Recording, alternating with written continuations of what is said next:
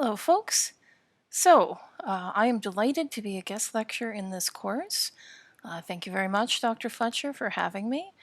The reason I'm here is that I'm currently revising a book manuscript on the representation of pre-modern history in video games, and its first two chapters are on the two most recent Assassin's Creed games. So Assassin's Creed Origins, which is set in Cleopatra's Egypt, and Assassin's Creed Odyssey, which is set during the Peloponnesian War. Now, I am a medievalism scholar by trade these days, so I focus on this sort of thing as it deals with the Middle Ages most times. But really, medievalism studies and classical perception studies are siblings. They're the same thing, they're just looking at two different periods. We both look at how these fascinating periods have been received and reimagined in modern culture. And don't get me wrong, people look back at the Middle Ages for very different reasons than they look back at the ancient world. And in fact, the differences between the two have been one of the most interesting things I've discovered while writing this book. Now, Ubisoft's recent work is a particularly fascinating example of reimagining the ancient world. And by the way, yes, I am almost literally holding my breath, waiting for Assassin's Creed Valhalla. My only regret is that my book will need to be in before that. But we're going to focus on the two games set in the ancient world today, and Ubisoft took on quite the challenge with both of them. There is a real question when creating an interactive piece of entertainment focusing on the ancient Mediterranean world. How do you create and maintain dramatic tension if your audience knows or believes that they know how the story ends? Many of the historical figures from this period occupy a sort of blurred borderland between history and legend. I mean, their personalities are well defined in the popular imagination. They are the product of countless previous historical and literary depictions, and it is impossible to expect the audience not to be influenced by these intertextual connections. So, if you are looking for a protagonist for your open world RPG set in the ancient world, you can't really make Caesar or Cleopatra or Leonidas the player character, because that's going to limit the role-playing potential of the game. Now imagine a game presented you with the option of playing a cowardly Leonidas. Some players might find that really interesting and challenging, but they're more likely to see a portrayal like that as inauthentic. I mean, we feel like we know these people and their stories because we've grown up knowing them as part of our shared popular culture. So this makes it difficult to inhabit them freely and playfully as characters, especially over the course of a game that might take 100 hours or more to play. So what is the solution? You come up with an original character. That way, your original character can interact with the historical figures but never be out of character. And they can also step outside the bounds of the existing historical narrative however you like. So, for instance, if you are playing Assassin's Creed Origins, most players are going to know what happens to Cleopatra in the end, because we all know what happened to Cleopatra in the end, but we have no idea what will happen to Bayek, who's the main protagonist. Now, what's also worth pointing out is that Origins and Odyssey are part of a reboot of the Assassin's Creed franchise. The Assassin's Creed franchise has been around for a long time in video game terms, and for most of that time, they were action-adventure games with stealth elements set in historical contexts. Odyssey and Origins, and Odyssey much more so than Origins because it's been part of a process of development, are not action-adventure games. They are open-world RPGs. And with RPG mechanics like different endings, dialogue trees, I could go on. All of this means that the world the player is traveling through has to be far more fleshed out. And even prior to these last two games, Ubisoft had always prided itself on the research that it did to flesh out its Assassin's Creed games. But they really had to step it up in a major way for the last two. I also should point out that these are the first major open-world RPGs set in historical antiquity. And perhaps it isn't a surprise that they are set in societies that are undergoing dramatic transition, and societies where the line between history and legend has become perhaps a bit blurred. Origins and Odyssey are rare birds that way. I mean, most games that are set in the ancient world are strategy games or city builders. There have been very few RPGs, and the ones that have existed have mostly focused on mythical rather than historical stories. So there's been a lot about the Greek gods, for instance.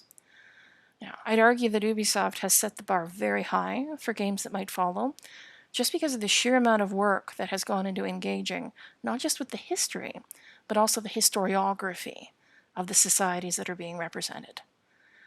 Much of the press these games have gotten has been focused on the visual aspects of these representations, the replicas of monuments and historical buildings, for example. But these representations go well beyond that. There's a lot more than visual fidelity here. There's an attempt to create a sense of authenticity, if not accuracy. So you might be asking yourself, what is the actual difference between authenticity and accuracy? Well, think about it this way. The popular image that we have of ancient Egypt and ancient Greece is not just shaped by the historical reality of those societies. It's also shaped by long-standing stereotypes and popular beliefs of what they should look like, how they should function. So if you went into Origins and you met Cleopatra and she was, shall we say, frigid instead of a bit of a seductress, would you have recognized her as Cleopatra? Now, a balance has to be struck in order to meet audience expectations between the popular and the academic stuff that they have been researching. And what I really admire Ubisoft for is their willingness to push that envelope, to introduce more historically nuanced representations at the same time. They also make use of historically authentic themes in order to explore modern concerns. This is very typical of any modern work representing the pre-modern world. Such a work is always just as much about modernity as it is about the past.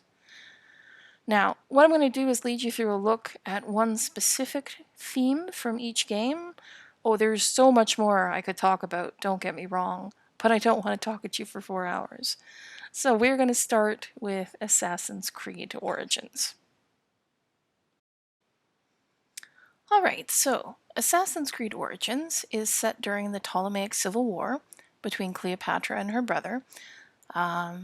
Its primary protagonist is Bayek, who becomes involved in hunting down a group called the Order of the Ancients. The game is definitely played from an Egyptian perspective, not a Greek or Roman perspective.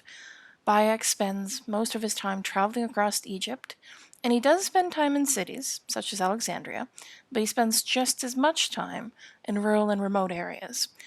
And one of the game's major running themes is the undercurrent of social and cultural tension between Greeks and Egyptians.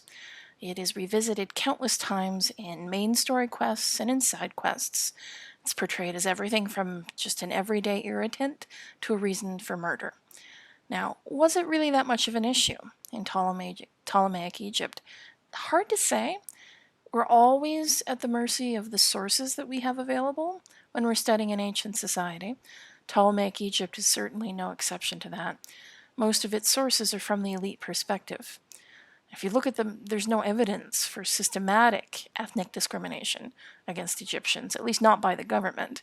But that doesn't mean that discrimination wasn't a part of everyday life. I mean, certainly there was intermarriage and assimilation. We see individuals who have double names, one Greek, one Egyptian. Now, what that means, of course, is up for debate. What is not up for debate is that Ptolemaic Egypt was a colonial state. What that actually meant on the ground, again, being discussed by historians. I quite like what Denise McCoskey had to say.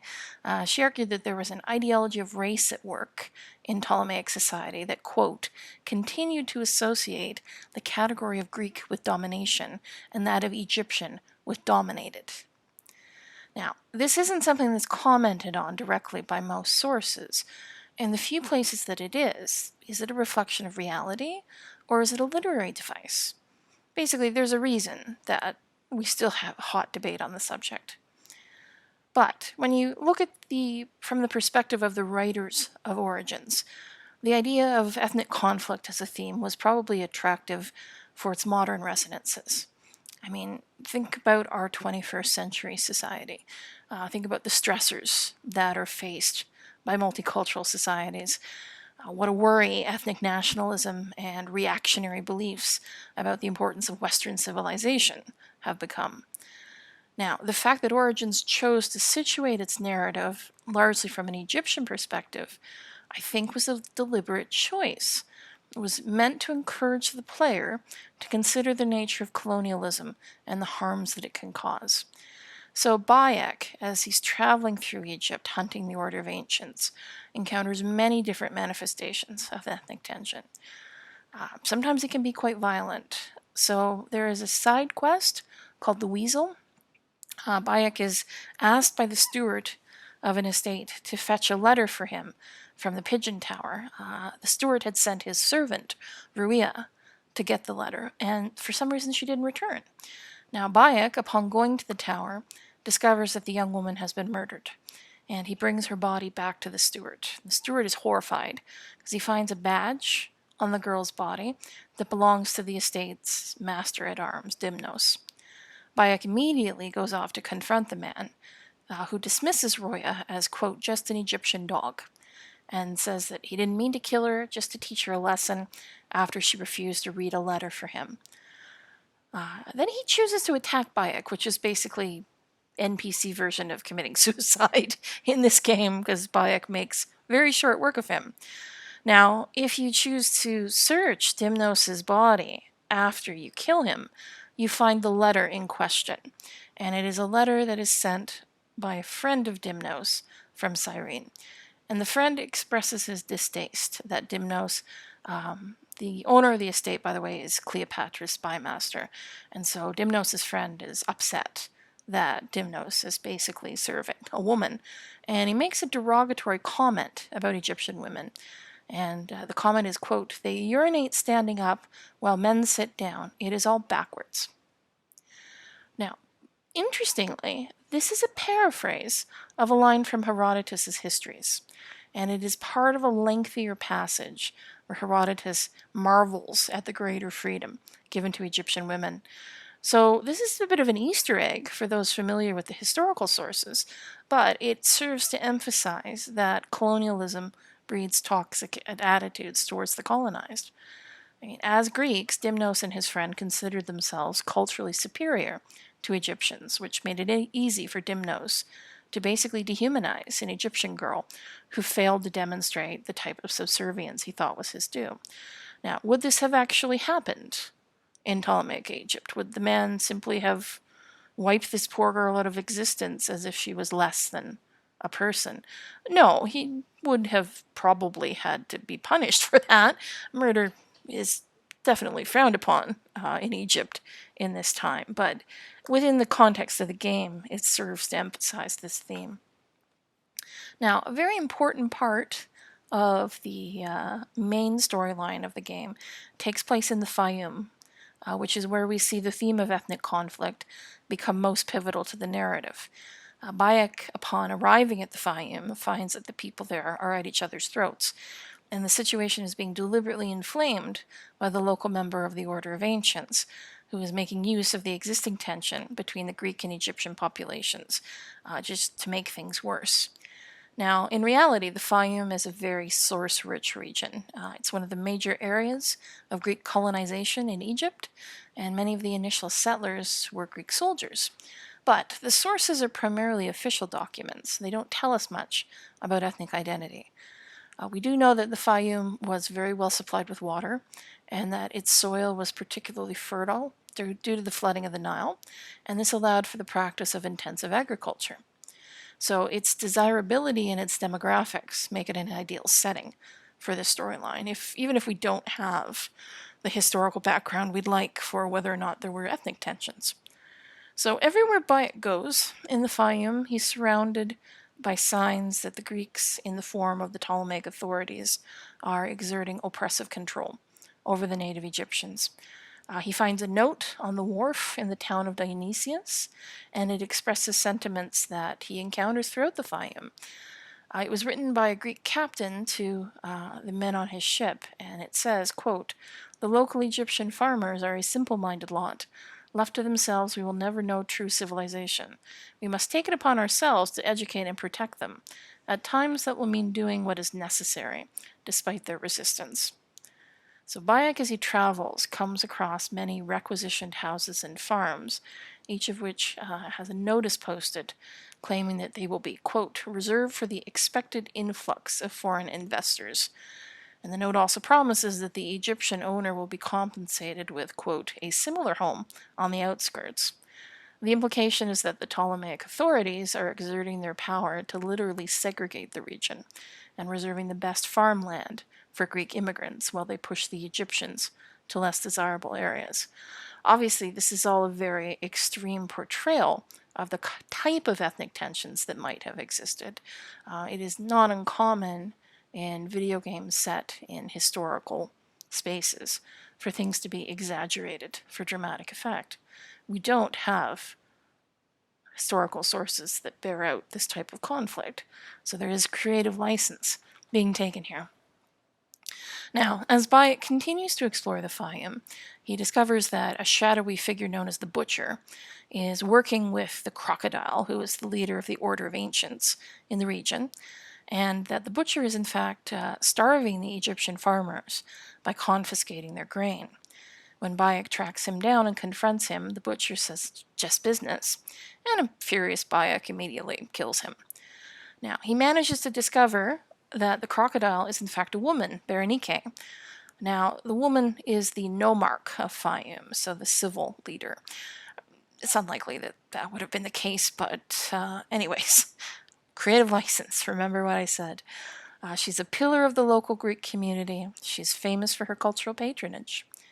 Now, when Bayek sneaks into her estate, he finds writings by her that reflect on her satisfaction at the spread of Greek culture in the Fayum. And she says, quote, "It's required a firm hand. Egypt does not relinquish its long barbarism easily." All of her decrees as nomarch are signed with prosperity for all, security for all, culture for all. But her actions are entirely oriented towards benefiting the Greeks of the Fayum, usually at the expense of their Egyptian neighbors. She clearly sees Egyptian culture as primitive and rightfully subordinate to the Greek, and this oppressive regime that she's created in the Fayum, really goes all out with colonial brutality. And Bayek removes her with power quite happily. Now, despite the fact that the game it highlights tensions between Greeks and Egyptians, it never suggests that the cultures themselves are incompatible. It's very clear that the problem is the unbalanced power relationships, which tend to benefit the Greek population at the expense of the native Egyptians. And the game emphasizes this by continual positive portrayals of characters who have mixed heritage, or of Greeks who have fully assimilated to Egyptian culture. And obviously, the most important example of this is the game's other protagonist, Aya.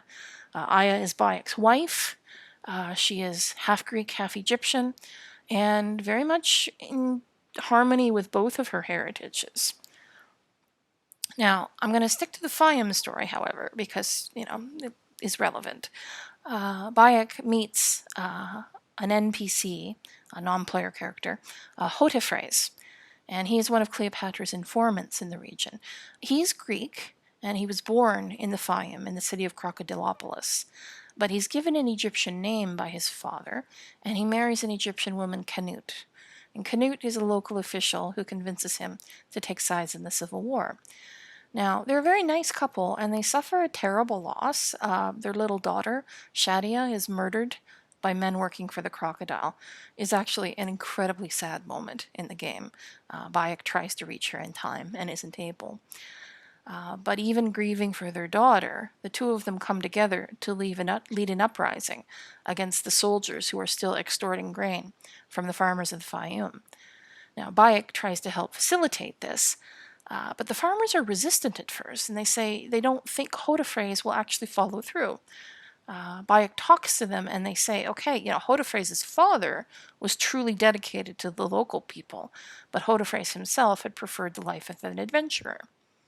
So when Bayek comes back to him with this, Hodefres openly admits he had neglected his responsibilities to the people of the Fayum, and he commits to doing better. And his wife supports him and also manages to help convince the local rebels to help protect the people by joining with them to storm the region's major fort. Now, the two of them are a really strong example of a Greek and an Egyptian coming together to work for the good of all of their people. And when Bayek finally leaves the Fayum after this, he's expressing his optimism. He thinks that things are going to be better going forward. Now, this isn't the end of the game's references to ethnic tension, but it is, in a way, the resolution of the main part of that storyline. Hodefres and Canute sort of send the message to the player that cultural differences and the tensions that they cause don't have to divide those who are working for justice for all. The colonial regime in the Fayum isn't destroyed by the time Bayek leaves, but it struck a major blow because Berenike is dead, and then her military commanders are killed.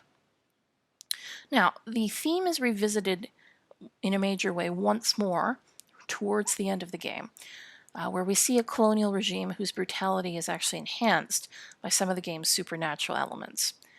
So Bayek and Aya fail to stop the surviving members of the Order from penetrating an ancient vault and retrieving one of the artifacts that has been at the heart of the Order's activities. And Bayek has to leave Egypt to hunt down the Order leader Flavius and retrieve the artifact. It takes him this hunt all the way to Cyrenaica, which is a Greek province in Libya that had once been under the control of the Ptolemies, but which had been traded away to Rome decades before. Cyrenaica is suffering under Roman control, and suffering even more under Flavius's control because this artifact controls people's minds. But Bayek quickly finds an ally in Cyrene, and her name is Praxila. She's a healer, and she helps him tackle some of the problems that he faces in his hunt for Flavius. She connects him with other allies in the region. After he defeats Flavius, but before he departs the province, the game provides Bayek with one more option to meet with her. And if the player decides to do so, you find out that Praxila has come together with her friend, and when I say friend, I'm going to put that in quotation marks because they're clearly lovers. He's a political reformer named Diocles. And the third person at the meeting is the Roman architect, Vitruvius, and Bayek had assisted both of them during his time in Cyrene. So basically, Praxila has created a new triumvirate of sorts, and the three of them are determined to exert a positive influence in the troubled province. And Bayek praises her. He thinks that she is her land's protector and healer. He even calls her Cyrene's Medjai. Medjai is Bayek's own title. He's a member of what's portrayed as a hereditary class of protectors. That is interesting as well, but we don't have time to get into it. Now, what I really liked about this last triumvirate that we see here, Diocles and Praxila deliberately include Vitruvius, a Roman, and Vitruvius is a Roman who sympathizes with the position of the people of Cyrene and tries to treat them kindly. And it's the game's way of reminding us that it's not the differences in culture that matter, but the relationships between those cultures, both collectively and individually. These relationships can be both positive or abusive. Either positive or abusive. I mean, Rome had been just as oppressive in Cyrenaica as the Ptolemies had been in Egypt, even before Flavius and his mind-controlling artifact. There are side quests that emphasize this. There's one called Founding Father, where Bayek discovers that the Romans pillaged the tomb of Batos, who was Cyrene's founder. He gets the artifacts back and reflects that the Greeks of Cyrene are suffering like Egyptians. Origins tells us that different cultures have more in common than not, and that people can find kindred spirits across any cultural or ethnic divide. It's colonialism and the abuses that it encourages that are the true evil.